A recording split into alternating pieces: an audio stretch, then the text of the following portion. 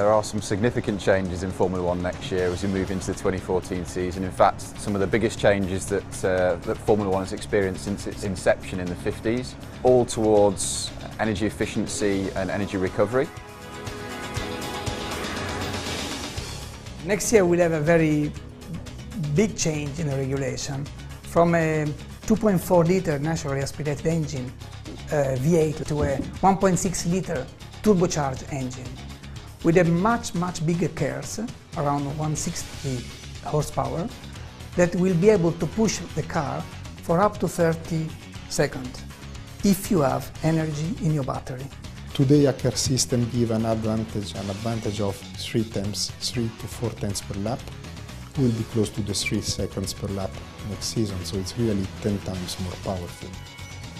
There will be 2 electrical motors instead of 1, fitted and mechanically linked to the turbine of the engine.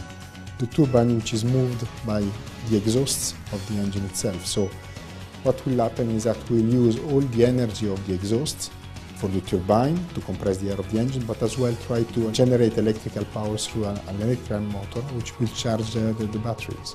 This is a completely different way of handling the engine, because you have to recover energy if you want to be faster. There's a couple of areas where Shell can contribute to performance for the ERS system.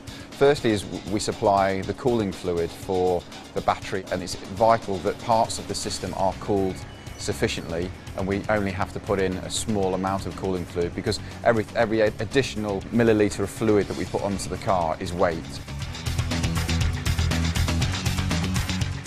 Shell is our partner since many years, and we are collaborating very well with them, and the fuel is becoming really very important for the performance of the engine.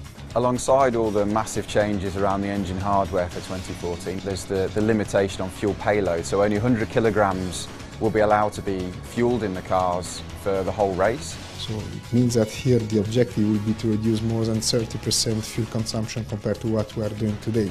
On top of that, there's a fuel flow rate restriction as well, which puts a massive demand on fuel economy and how much energy the driver will have at his disposal for the whole race.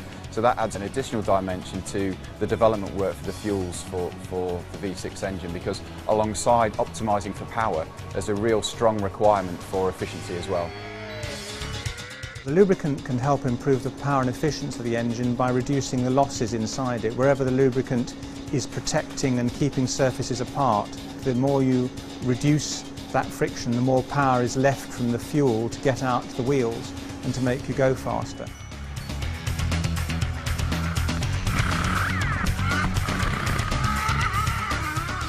Reliability is playing a key role. Each driver will have only 5 power units for the complete season, making engine life almost double what we are doing right now.